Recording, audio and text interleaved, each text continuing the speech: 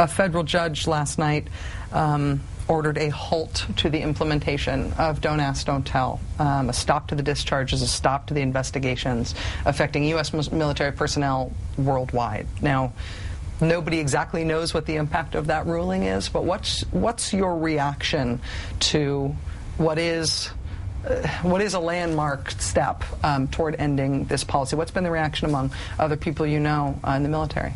It's cautious optimism, to use that term. It's exciting.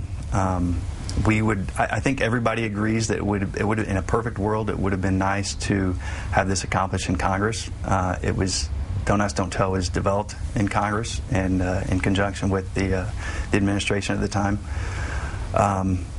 So it seems only right that would be the way to undo it as well, and that would be the correct way. However, this country has 3 branches of government, and they're all equal. And one of the roles of the judicial government or judicial branch is to ensure equal rights for everybody and to right a wrong where a wrong has been made. And I think what we're seeing finally is that judges are seeing where Don't Ask, Don't Tell is wrong, and it does not enhance good order and discipline in military units, and that's why the ruling is what it is.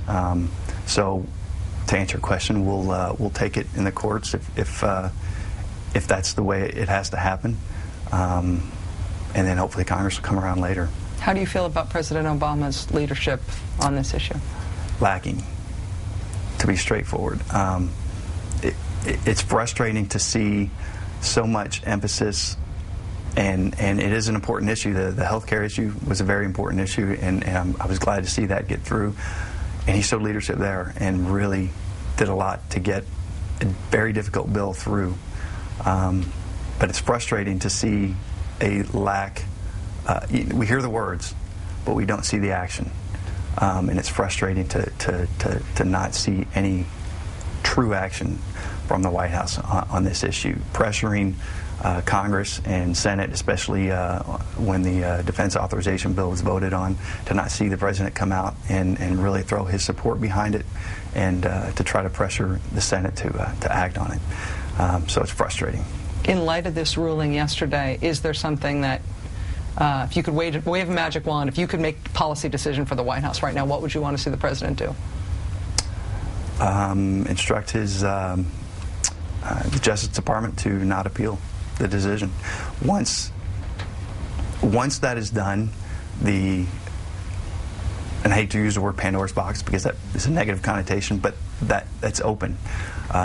Regardless of what happens in 2012 with the presidential elections, if we will have gone 2 years without Don't Ask, Don't Tell, you can't put that back in the box. You can't put people back in the closet.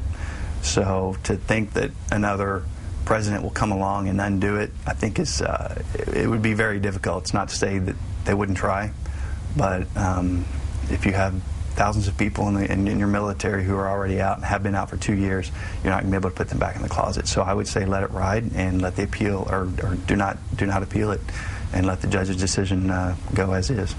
Our exclusive interview today with a combat veteran F-16 fighter pilot whose identity we agreed to shield because his private sexual orientation is still a fireable offense in America.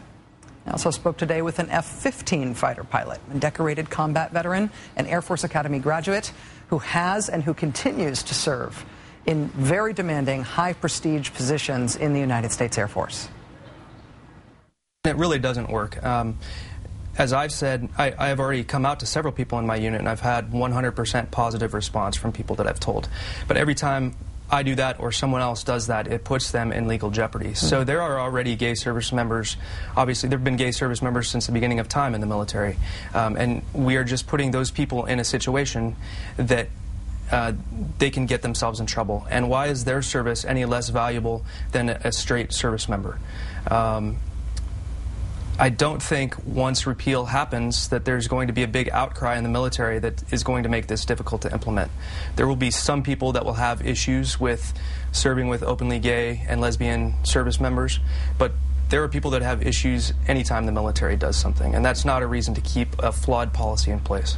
Do you feel like individual service members coming out and telling their story about how this policy affects them makes a difference toward the end of the policy? Absolutely it does. I was very excited about Judge Phillips' ruling, and it moves us one step forward, but all of these steps are with individual people that have to come out, and either they're forced out or they choose to come out and try and push the issue forward.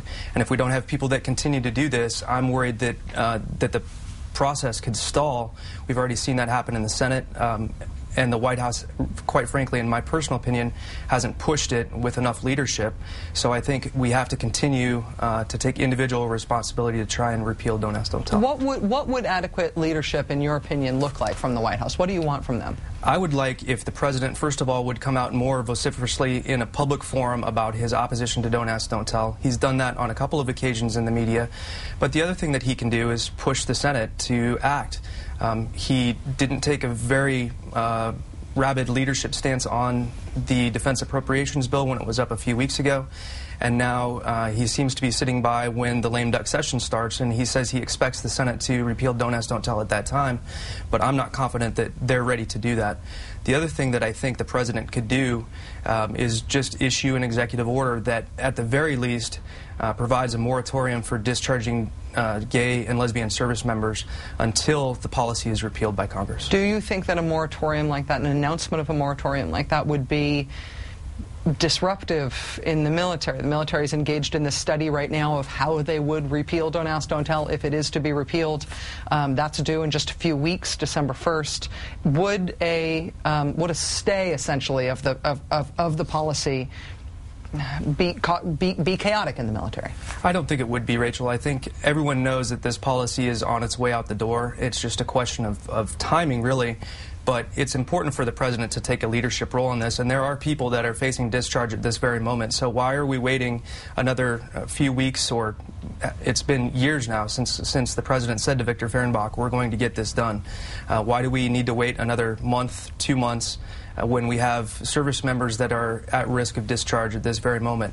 Everyone knows the policy is on its way out. The military, I think, is prepared for it, and I honestly don't think it's going to make that big of a difference in individuals' lives in the military.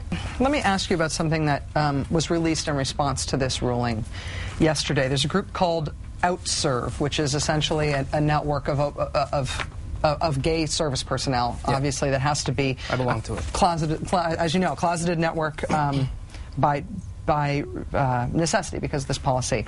OutServe put out a press release in response. An active duty co-director who goes by a pseudonym is the person who's quoted here because I can't use their name. And the quote is this: "We are hearing through our networks that troops think that DADT is done. They're reading the headlines, and there's a general feeling that it's over. Our underground is reporting that straight soldiers are inadvertently outing their gay friends. Gay service members are thinking it's okay to come out. Some commanders are giving confusing guidance because they've seen repeated reports that the courts have declared the policy unconstitutional." Does that resonate with you? Is that what you think the impact of this ruling has been and is going to be? Absolutely, and I think one of the dangers is that we do have a lot of younger service members, young airmen, young Marines, young soldiers, that maybe hear of a ruling that issues an injunction against the military for discharging people, not knowing that that ruling can be appealed by the Department of Justice, and they may put themselves in jeopardy by coming out to people in their units or to their commanders when the policy hasn't actually been repealed yet. And it worries me that we have this this kind of nebulous policy right now, with the courts saying one thing, Congress completely not acting, and DOD is kind of in a place where individual service members can put themselves in jeopardy because there is no clear guidance right now. So is that why you think that a moratorium announced from the White House would create clarity, would remove that Absolutely, risk? Absolutely. In terms of your decision-making about this, you do have a very high-flying career in the Air Force. You have also made a decision to do this interview. You've also, as I understand it, written to United States senators using your name, essentially outing yourself and making clear your position on this policy. Why have you done that? Again, I think it's important that each individual take responsibility for something that directly affects their lives. I did send three letters to 3 individual senators that have been active on both sides of this issue. Obviously, I don't want to name who those are because I think it puts my identity at jeopardy. I haven't received a response from any of those 3 senators, not even a thank you for your email or thank you for your letter. And I did identify myself in all of those letters to the senators. It's disappointing that the Senate just has not been able to act at this point. Do you think that you're courting being discharged from the Air Force for having done that, though? I think I'm putting myself at risk, and I'm putting myself at risk by doing this interview today, even though it's in shadow. But again, I think it's important for me to take responsibility for something that directly affects my life.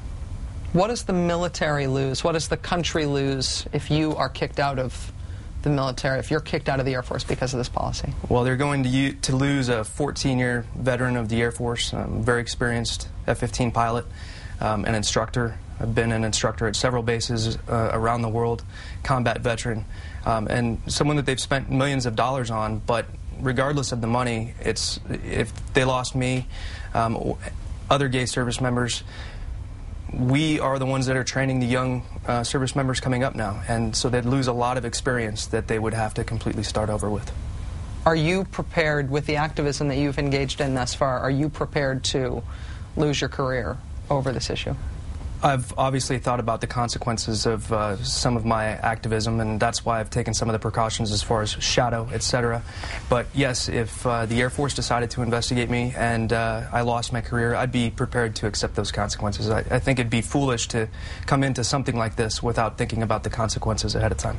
What would happen if a moratorium were announced? What would happen for you if the policy was repealed or the policy was effectively ended pending an expected repeal? What would change in your life? What would you do differently? How would you come out? In my day-to-day life in the squadron, it wouldn't change my life that much. I'm not going to walk into the squadron and announce to everyone that I'm homosexual. I quite frankly think that your sexuality belongs outside of the workplace and shouldn't be in the workplace anyway.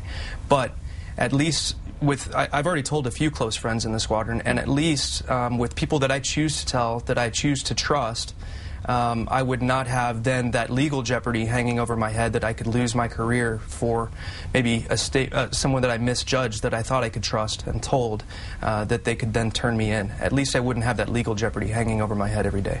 Do you feel that legal jeopardy, that sort of lurking threat to your career? Do you feel it every day? Does it cause stress? Absolutely, absolutely. It causes quite a bit of stress. I think, you know, as a pilot, we're trained to compartmentalize our thoughts, so it doesn't affect my job on a day-to-day basis as far as being a fighter pilot, but it causes stress every day.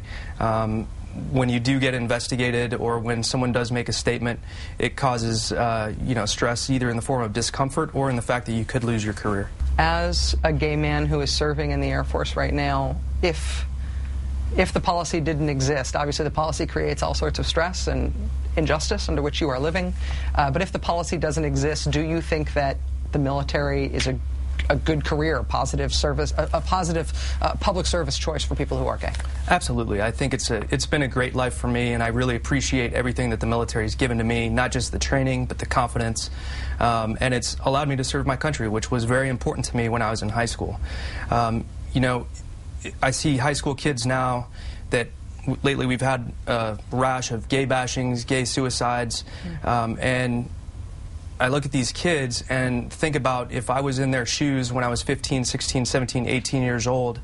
It does make a difference that the government has a policy that says you are not good enough to serve in the U.S. military. And I think that that's a terrible message that the government is sending to society, and it's sending to these young people. Obviously, it doesn't directly contribute to the gay suicides that we've seen lately, but if you have a government that tells you that you're not as good as someone else, it's a bad message to send. Well, Major, thank you. Thank you for your service, and thank you for making the decision to do this interview. I know that it is not an easy decision, so I'm really grateful for your time, sir.